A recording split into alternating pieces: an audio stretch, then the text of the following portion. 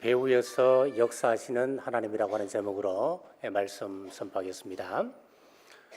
경제학의 아버지 애덤 스미스는 1776년도 국부론이라고 하는 책을 출판을 합니다. 그 책에서 보이지 않는 손을 이야기합니다.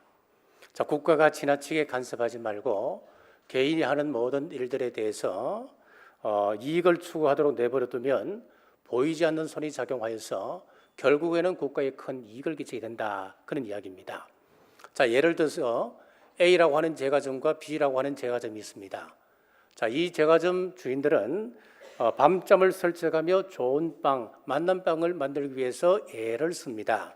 왜 그러는 겁니까? 국민의 건강을 생각해서 그러겠습니까? 물론 그럴 수도 있지만은 그것보다는 자신의 이익을 추구하기 위해서 그렇게 하는 겁니다. 빵 맛이 좋아야 많은 고객들이 찾아오지요. 많은 고객들이 찾아와야 이윤을 남기지 않겠습니까? 자, 이렇게 서로 해 나가다 보면 빵의 질이 서로 올라가고 결국은 국가 이익 전개라고 하는 목표를 이루게 된다. 이것이 바로 보이지 않는 손에 의해서 그렇게 된다라고 했습니다. 우리 신앙의 세계에도 보이지 않는 손이 있습니다. 그것은 바로 하나님의 손입니다. 하나님의 손은 세상 사람을 살리고 구원하는 손입니다. 하나님의 손은 사람을 변화시키고 구원하는 손입니다. 하나님의 손은 사람을 복되게 하는 신비한 손입니다. 배후의 역사하시는 하나님, 첫째, 비전 성취를 위해서 고난을 배열하십니다. 창세기 45장 7절에서 8절 말씀, 하나님이 큰 구원으로 당신들의 생명을 보존하고 당신들의 후손을 세상에 두시려고 나를 당신들보다 먼저 보내셨나니 그런즉 나를 이리로 보낸 이는 당신들이 아니요 하나님이시라. 자, 팀 켈러가 고통의 답하다라고 하는 책에서 인생의 목적에 따라서 고난에 대한 해석이 달라진다라고 했습니다. 고통을 당하는 것은 누구나가 피할 수 없는 문제입니다. 우리가 생명이 붙어 있는 한 경중의 차이만 있을 뿐 고통이 없는 사람은 없습니다. 각자 이야기를 들어보면 그것이 객관적으로 볼 때는 약하가 강하다 문제가 아니고 모든 사람들은 그 고통 때문에 너무너무 고통스러워합니다. 자, 그런데 거기에 대한 해석에 따라서 비전이 달라질 수 있고 더 중요한 것은 해석에 따라서 결과 또한 달라진다라고 했습니다. 왜 그런가 하면 고통을 통하여 하나님과 동행하는 법을 배우기 때문에 그렇습니다.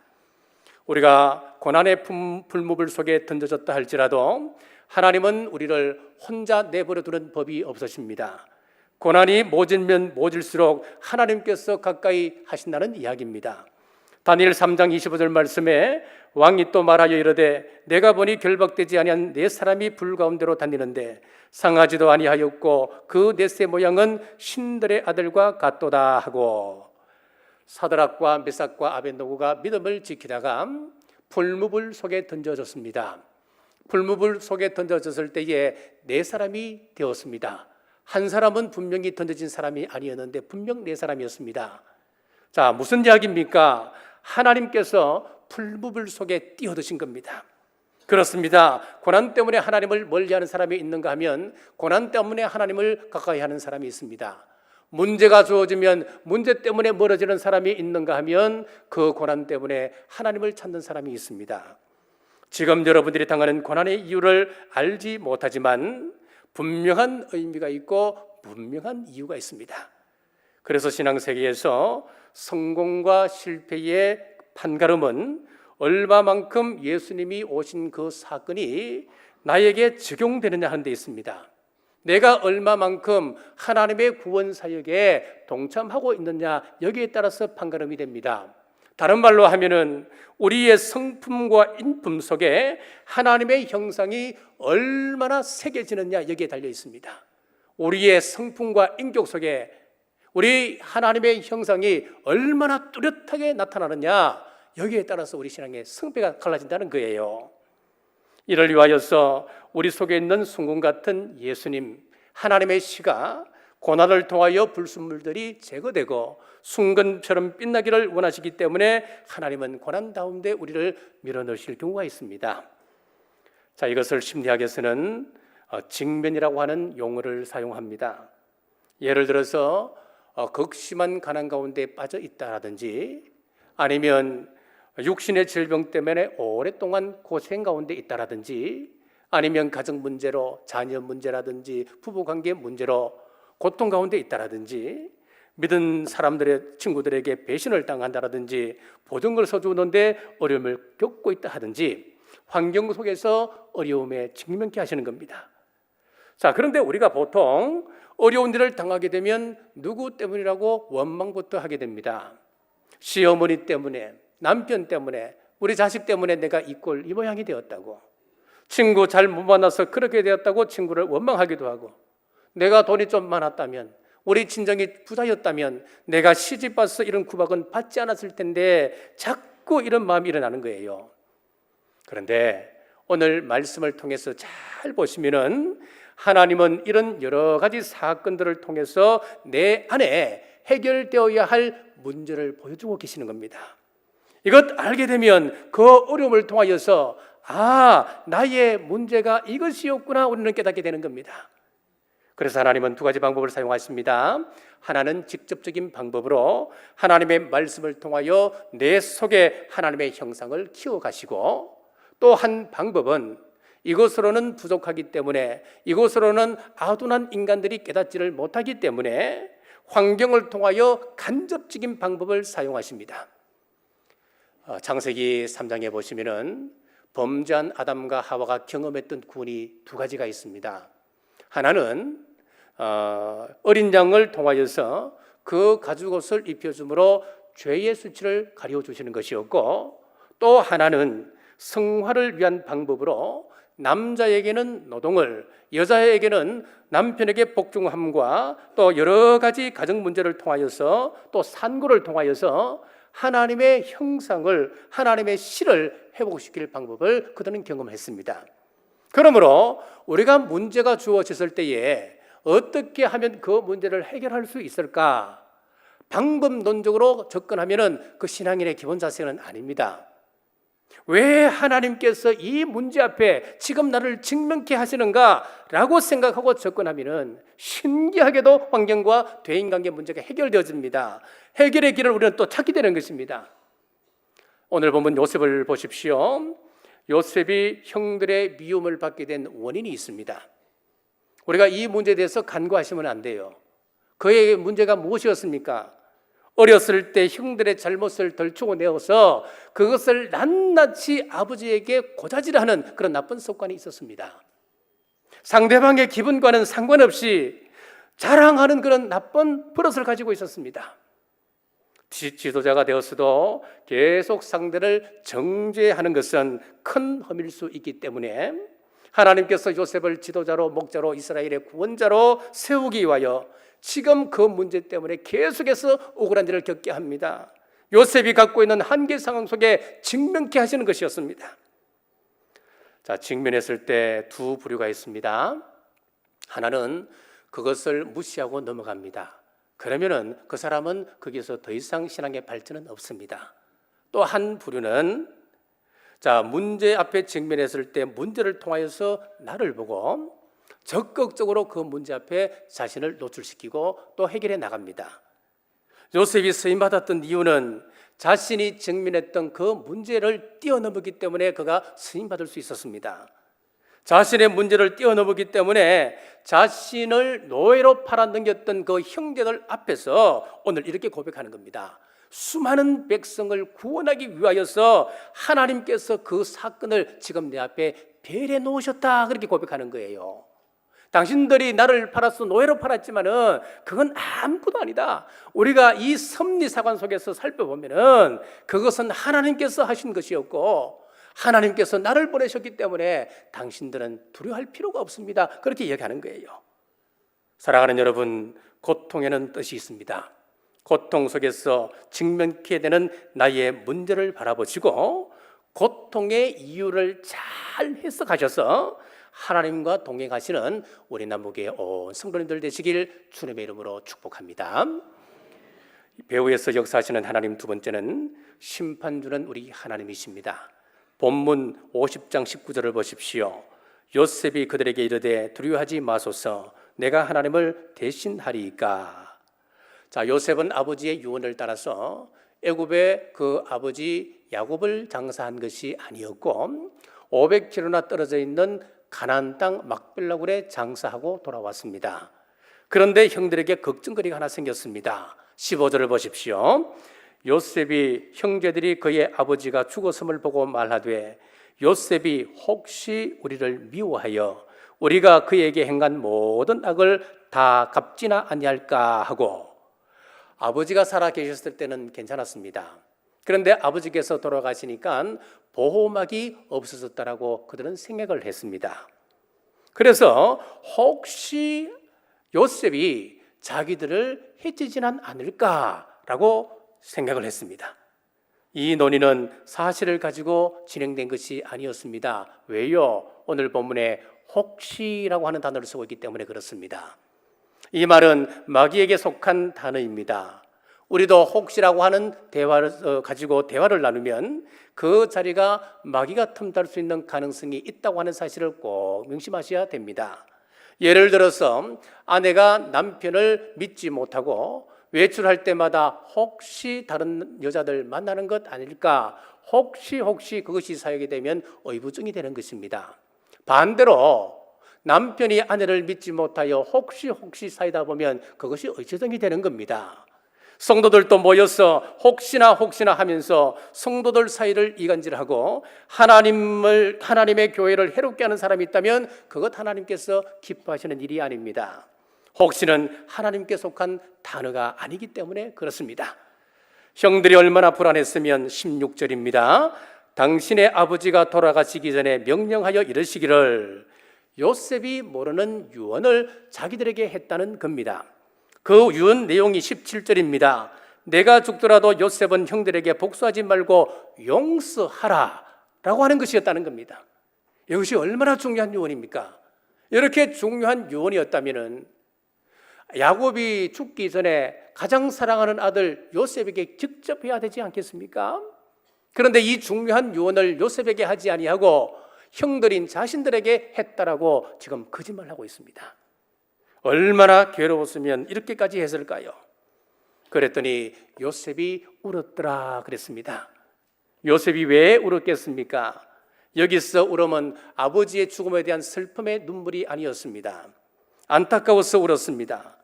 이미 형들의 허물을 탓하지 않고 용서했고 17년 동안이나 최고의 사랑을 나누었습니다. 그런데 아직도 자기를 도와하는 형들을 바라보며 안타까워 울고 있습니다. 똑같습니다. 하나님은 예수 그리스도를 믿는 자들에게 죄 용서를 비롯하여 상상치 못할 은혜를 베풀어 주셨습니다. 천국에 들어갈 수 있는 의를 주셨습니다. 우리가 감당할 수 없는 조건 없는 사랑을 해주셨습니다. 그런데 어떤 사람들은 이 사랑이 너무 크기 때문에 믿지 못하기 때문에 이것을 믿을 수 없다라고 여전히 그 앞에서 두려워하고 떨고 있다면 얼마나 답답합니까? 하늘 보자 우편에 계신 우리 주님께서 가슴을 치며 답답해하시며 울고 계시지 않겠습니까? 요셉은 두려워 떠는 형들을 안심시킵니다. 두려워 마소서, 내가 하나님을 대신하리이까. 자, 여기서 이 말씀은 일종의 심판을 이야기합니다. 원수 갚는다고 하는 것은 심판입니다. 성경은 분명합니다. 심판은 오직 하나님께서만 하실 수 있다라고 말씀합니다. 우리가 아무리 억울하고 손해를 보는 일을 당하여도 우리가 직접 보복하고 해치려고 해서는 안 됩니다. 그래서 로마서 12장 19절 말씀에 내 사랑하는 자들아 너희가 친히 원수를 갚지 말고 하나님의 진노하심에 맡기라. 기록되었으되 원수 갚는 것이 내게 있으니 내가 갚으리라고 주께서 말씀하시니라 라고 했습니다. 우리 주님께서 반드시 갚으십니다. 그러니 억울해하거나 걱정하실 필요가 없습니다. 내가 원수 갚을 필요 없다는 거예요. 우리 하나님은 정확하신 분입니다. 우리 유전자 속에 우리의 생각과 우리의 행위가 다 기록되어진다라고 과학이 밝혀내지 않습니까? 심판 때에 우리 유전자를 싹 풀어내버린다면 하나님 앞에서 우리는 속수무책입니다. 가릴 수 있는 것이 없는 거예요. 정확하십니다. 우리 하나님 앞에 맡기시는 여러분 되시길 주의 이름으로 축복합니다. 만약 여러분들이 다른 사람을 정죄한다면 그것은 교만이요 엄청난 월권 행위입니다. 우리는 우리가 해야 할 일만 하면 됩니다. 그 일이 무엇입니까? 요셉처럼 용서하는 일입니다. 남아프리카 공화국의 흑인 인권 운동가였던 넬슨 만델라, 우리가 다 잘 아시죠? 이분은 백인 정부의 미움을 받아서 44세에 감옥에 갔습니다. 그리고 72세에 이제 출소가 되었습니다. 약 28년 동안 참 억울한 일을 그가 감옥에서 당한 겁니다. 28년 동안. 그러다가 76세에 대통령이 되었습니다. 대통령이 된 후 자기를 감옥에 보낸 백인들에게 복수하지 않았습니다. 오히려 용서와 화해를 선언하고 흑백이 함께 어울리는 나라 만드는 데 최선의 노력을 기울였습니다. 여러분, 어떻게 이럴 수가 있겠습니까? 어떻게 인간의 능력으로 이것이 가능하겠습니까? 그런 믿음의 사람이었습니다. 감옥에서 기도했습니다. 원수를 하나님께 맡겼습니다. 그리고 흑백이 함께 어울리는 나라를 28년 동안 그는 기도하며 그 안에서 꿈을 꾸었습니다. 이 세상에는 악한 짓을 하는 사람들이 너무나 많습니다.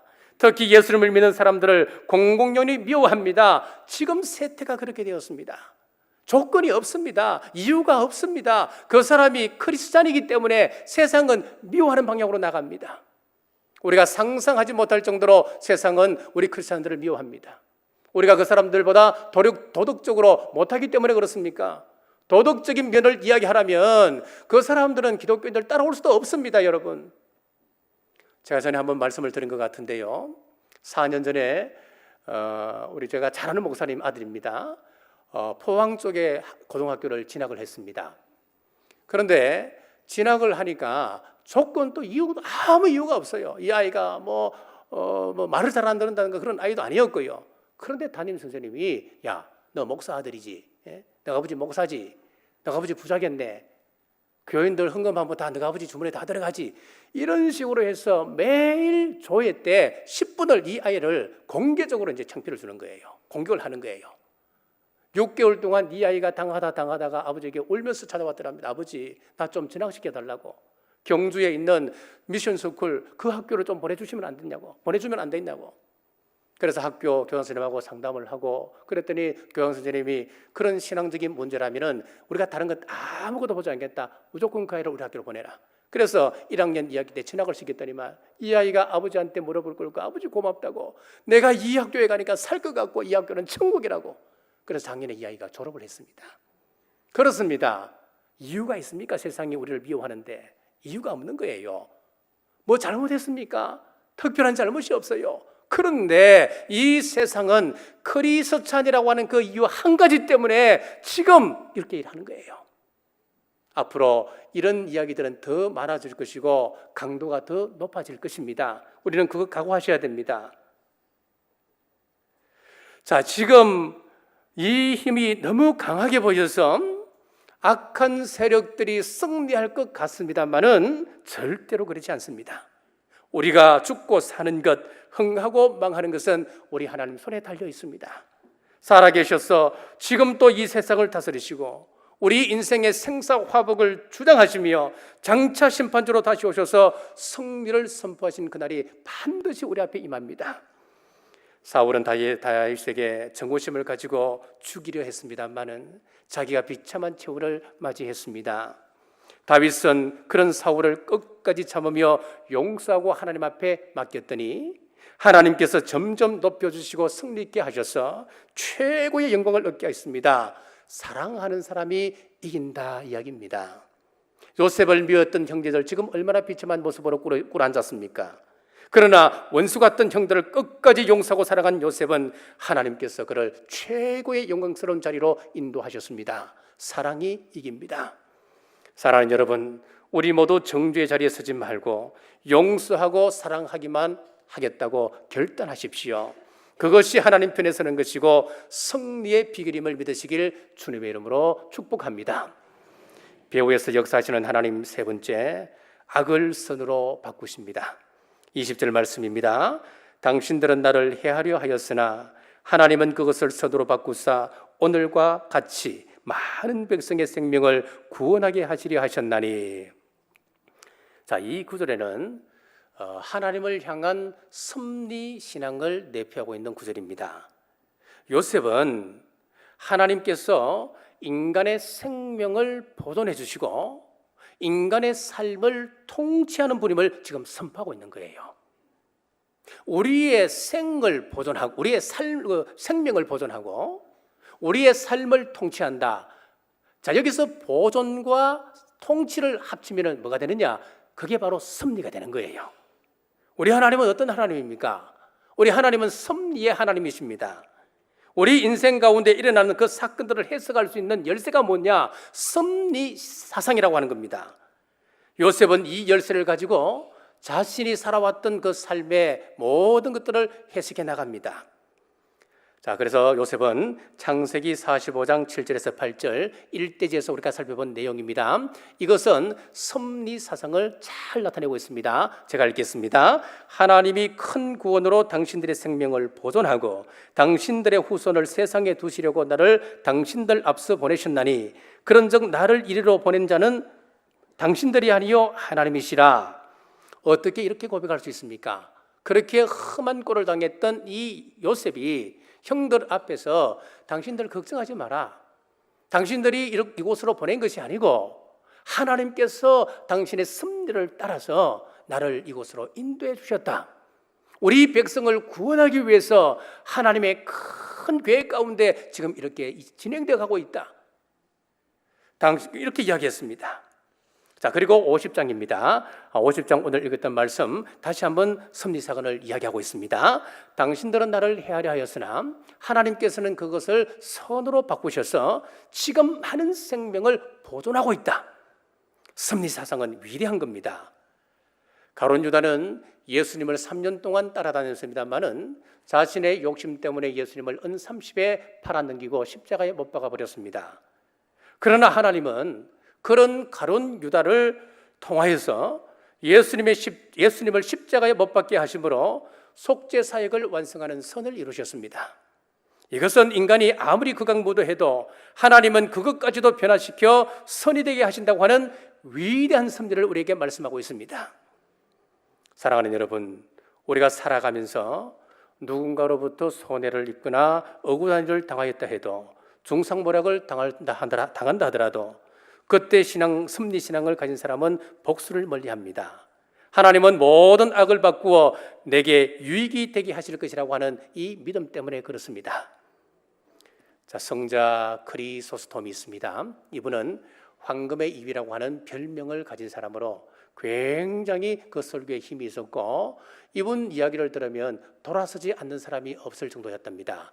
그래서 현대의 많은 설교가들이 이 크리스토톰을 닮고자 그렇게 원하는 겁니다. 자, 이 크리스토톰의 아버지는 굉장한 부자였습니다. 그래서 아버지의 재산을 가지고 구제하고 선교하는 일에 사용하곤 했습니다. 이 일이 아버지와의 갈등을 일으키고 결국은 크리스토톰이 그 집에서 쫓겨나서 걸식수사가 되었습니다. 쫓겨나올 때 그가 가지고 나온 것은 나귀 한 필, 그리고 새벽을 깨우는 닭 한 마리, 또 책을 읽어야 하기 때문에 촛대 하나, 그리고 밥을 먹어야 하기 때문에 식기 한 벌, 그리고 가장 귀한 것 성경책 한 권이었습니다. 이게 전부였습니다. 자, 집을 걷다가 사람을 만나면 전도했고 집을 만나면 들어가서 그 앞에서 밥을 구했습니다. 그러면서도 이 크리스토톰은 늘 그 입속에서 떠나지 않았던 것이 하나님은 선한 분이십니다 라고 하는 고백이었다 그래요. 한 마을에 큰 흉년이 들었습니다. 그 동네에 들어가 구걸을 하는데 흉년의 거지까지 와서 구걸을 한다라고 재수 없다라며 동네 사람들이 바가지를 빼앗아 바가지를 깨버렸습니다. 깨어진 바가지를 바라보며 크리스토톰은 하나님은 선하십니다 중얼거렸습니다. 밤이 깊어 다른 동네로 찾아 하룻밤 쉬기를 청하였으나 산으로 쫓겨갔습니다. 낙엽을 모아 잠자리를 마련하고 촛불을 켜서 성경을 읽는데 바람이 불어서 촛불이 꺼지고 말았습니다. 그 촛대를 보찜에 넣으면서 하나님은 그래도 선하십니다. 밤이 깊어지자 이름 모를 산짐승이 닭을 물어가 버렸습니다. 그는 별빛을 바라보며 또 말했습니다. 하나님은 그래도 선하십니다. 다음 날 새벽 눈을 떠보니 아랫마을에 큰 불길이 있습니다. 그날 밤에 마적단들이 들어와 집집마다 불을 지르고 나귀를 약탈하고 사람들을 잡아간 것입니다. 만약 그리스도인이 그날 밤 그 말에서 쫓겨나지 않았다면 그도 포로가 되었을 것입니다. 또 촛불이 바람에 꺼지지 않았다면 그 불빛을 보고 도둑단이 자기에게도 오지 않겠습니까? 또 닭이 있었다면 새벽을 알리려고 울었다면 도둑들이 또 알지 않았겠습니까? 그리스도는 이 모든 것 바라보며 우리 하나님은 언제나 선하십니다 라고 중얼중얼거렸습니다. 사랑하는 여러분, 우리가 열심히 기도하고 충성함에도 이해할 수 없는 고난을 많이 만나게 됩니다. 믿음으로 살려고 애를 쓰는데 자녀가 힘들게 하고 남편이 아내가 문제를 일으킵니다. 인간관계가 꼬입니다. 경제 문제가 풀려날 기미가 보이지 않습니다. 그때 낙심하지 않아야 될 이유가 바로 여기 있습니다. 우리 하나님은 언제나 선한 분이시기 때문에 그렇습니다. 우리 하나님은 언제나 좋은 것으로 바꾸어 주시는 분이시기 때문에 그렇습니다. 20절 말씀입니다. 당신들은 나를 헤아려 하였으나 하나님은 그것을 선으로 바꾸사 오늘과 같이 많은 백성의 생명을 구원하게 하시려 하셨나니. 이 말씀은 나아가서 우리 예수님의 구원 사건을 예표합니다. 사탄이 망쳐놓았던 세상, 죄로 타락한 세상을 예수님께서 구원하시려 오셨다고 하는 신앙 고백이기도 합니다. 유대인들은 예수님을 십자가에 못 박았습니다마는 하나님께서는 그 예수님을 부활시켜 주셨습니다. 생명의 부활로 바꾸어 주셨습니다. 그래서 예수님을 믿는 자마다 운명이 바뀌는 것입니다. 병든 자는 건강한 사람으로 바꾸어 주십니다. 죄인을 의인으로 바꾸어 주십니다. 실패한 자는 성공한 사람으로 바꾸어 주십니다. 원망과 불평의 입술을 감사와 찬양의 입술로 바꾸어 주십니다. 부정적인 사람을 긍정적인 사람으로 바꾸어 주십니다. 하나님을 사랑하는 자, 곧 그 뜻대로 부르심을 입은 자들에게는 모든 것이 합력하여 선을 이루어 가십니다. 그러므로 억울한 일을 당해도 더 좋은 일이 기다리고 있다고 하는 그 믿음 가지고 하나님의 때를 기다리는 우리 남북의 온 권속들 되시길 주님의 이름으로 축복합니다. 자, 이 섭리신앙이 그를 위로의 사람으로 한 단계 더 나가게 했습니다. 21절입니다. 당신들은 두려워 마소서. 내가 당신들과 당신들의 자녀를 기르리이다 하고 그들을 간곡한 말로 위로하였더라. 간곡한 말로 위로하였더라. 요셉은 형들을 용서할 뿐만 아니라 그 위에 사랑과 위로를 더했습니다. 자, 우리가 흔히들 그렇게 이야기합니다. 참 저 사람 믿음 좋은 사람이다 라고 이야기하지요. 그런데 그 기준이 어디 있을까요? 두 가지입니다. 하나는 성품의 변화를 보고 이야기를 합니다. 또 하나는 하나님을 사랑하고 이웃을 사랑하는 그 모습을 보고 그렇게 평가를 합니다. 우리의 믿음이 자랄수록 하나님을 사랑하고 이웃을 사랑하는 사람이 됩니다. 요셉은 형제를 사랑한 것은 물론이고 형제의 자녀들까지 책임진다며 간곡한 말로 위로했다라고 말씀하고 있습니다. 아내를 사랑한다 하면서 남편을 사랑한다 하면서도 상대를 위하지 않는다면 그것은 가짜지요. 서로 의지하고 서로 위로하는 관계가 아니라면 온전한 가족관계라 할 수가 없는 것입니다. 바나바가 큰 사역을 했다고 하는 기록이 성경에 별로 없습니다만은 성경의 인물 가운데 바나바는 가장 존경하는 인물 중에 한 사람으로 꼽고 있지 않습니까? 왜 바나바를 그렇게 평가하는 것입니까? 바나바는 그 이름의 뜻대로 위로자였습니다. 위로하는 사람이었습니다. 그래서 그것 때문에 가장 존경받는 인물이 되었습니다. 사랑하는 여러분, 요셉은 형들을 용서할 뿐만 아니라 사랑의 위로를 더함으로써 요셉과 형들 사이의 틈을 메꾸어 갔습니다. 우리도 서로 용서하고 사랑하고 위로함으로 우리 주님께서 원하시는 아름다운 천국 공동체를 이곳에서 만들어 가시는 우리 모두 되시기를 주님의 이름으로 축복합니다. 기도하겠습니다. 요셉을 통하여 말씀하신 하나님 은혜를 감사합니다. 고난 가운데 처한 것은 그를 사용코자 하시는 하나님의 섭리였음을 알게 되었습니다.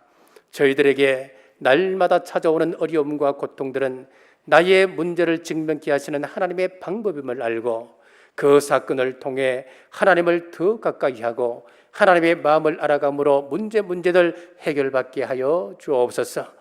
어떤 일이든지 하나님께서 하신 일은 선하심을 인정하고 감사하게 하여 주옵소서.